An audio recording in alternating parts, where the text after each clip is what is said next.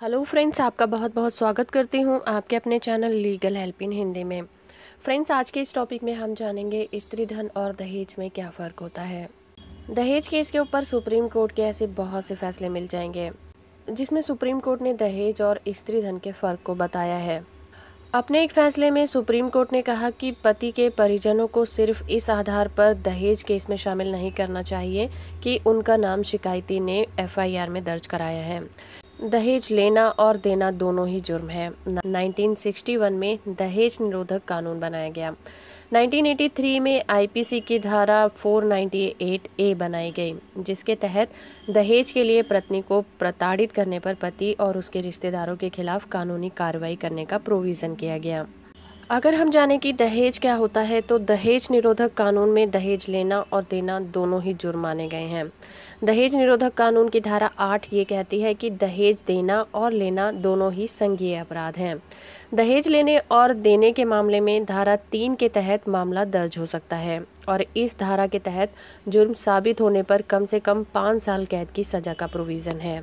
अब सवाल ये उठता है कि क्या लड़की वालों पर दहेज केस बन सकता है। दहेज प्रताड़ना के मामले में अक्सर शिकायती बयान देते हैं कि लड़के वालों की मांग पूरी करने के लिए शादी में उनकी तरफ से इतना दहेज दिया गया। पुलिस को इस तरह के मामलों में छानबीन के दौरान काफ़ी सजग रहने की ज़रूरत होती है। अगर रिकॉर्ड में दहेज देने की बात लड़की वालों ने कही है तो उन पर भी कार्रवाई हो सकती है। धारा 4 के मुताबिक दहेज की मांग करना जुर्म है। शादी से पहले अगर लड़के वाले दहेज की मांग करते हैं तब इस धारा के तहत केस दर्ज हो सकता है। केस साबित होने पर 2 साल की कैद और सजा का प्रोविज़न है। 1983 में धारा 498A और 1986 में धारा 304B का प्रोविज़न किया, यानी कि दहेज हत्या का।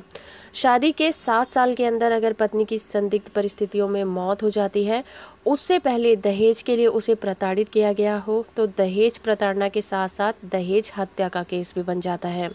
इसके अलावा दहेज प्रताड़ना की शिकायत पर पुलिस 498 के साथ साथ धारा 406 यानी कि अमानत में खयानत का भी केस लगाती है। लड़की का स्त्री धन अगर उसके ससुराल वालों ने अपने पास रख लिया है तो अमानत में खयानत का मामला बनता है।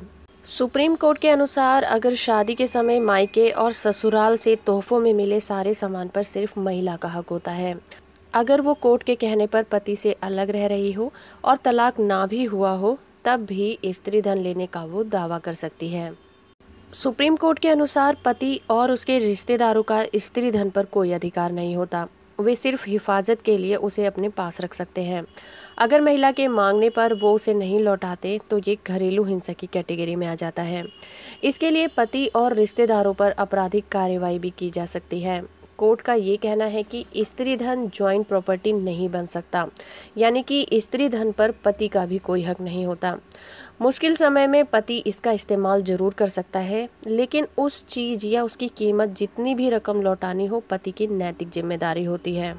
सुप्रीम कोर्ट ने निचली अदालतों को ये हिदायत भी दी है कि महिलाओं से जुड़े मामलों में अदालतों से ये उम्मीद की जाती है कि वे ज़्यादा संवेदनशील रहेंगे। 2005 में घरेलू हिंसा कानून इसलिए बनाया गया था ताकि महिलाओं को घरेलू हिंसा से बचाया जा सके। कोर्ट का कहना था कि हमें ये कहने को मजबूर होना पड़ रहा है कि अपीलीय कोर्ट और हाई कोर्ट को ज़्यादा सजग रहने की ज़रूरत है। अगर हम दहेज की बात करें तो शादी के एवज में लड़के के घर वाले अगर लड़की के घर वालों से कैश, सामान आदि की मांग करते हैं तो वो दहेज माना जाता है। शादी के वक्त लड़के को दिए जाने वाले जेवर, गाड़ी और कैश आदि दहेज की कैटेगरी में आते हैं। इसके लिए अगर लड़की को शादी के बाद परेशान किया जाता है तो दहेज उत्पीड़न का केस बन जाता है।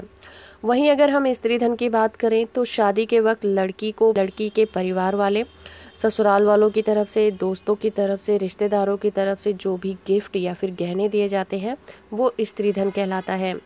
पति पत्नी के कॉमन यूज़ के लिए दिया गया फर्नीचर, टीवी आदि सामान भी स्त्री धन ही होता है। इन पर पूरी तरह से लड़की का अधिकार होता है, उसे दहेज नहीं माना जाता। स्त्री धन ना लौटाने पर अमानत में खयानत का केस बनता है, जैसे कि मैं आपको पहले ही बता चुकी हूँ। तो फ्रेंड्स, ये था एक छोटा सा वीडियो दहेज और स्त्री धन में क्या फ़र्क होता है के ऊपर। उम्मीद करती हूँ आपको ये वीडियो पसंद आया होगा। अगर आपको ये वीडियो अच्छा लगा है तो आप इसे लाइक कर दीजिए, शेयर करिए, और अगर अभी तक आपने मेरे चैनल को सब्सक्राइब नहीं किया है तो सब्सक्राइब कर लीजिए और साथ में दिए गए बेल आइकन को भी ज़रूर प्रेस करिए। तो फ्रेंड्स, आज के लिए इतना ही, मिलते हैं अपनी नेक्स्ट वीडियो में। तब तक के लिए थैंक यू वेरी मच।